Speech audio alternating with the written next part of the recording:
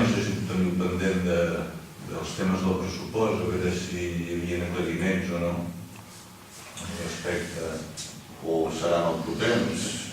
T'ho comentem, el tema que hi havia la diferència en la partida de personal laboral. Sí.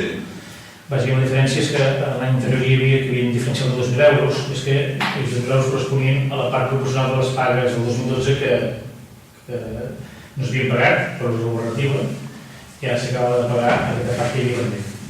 Per això, des de 109.000 a 107.000, el diferencial corresponia amb això.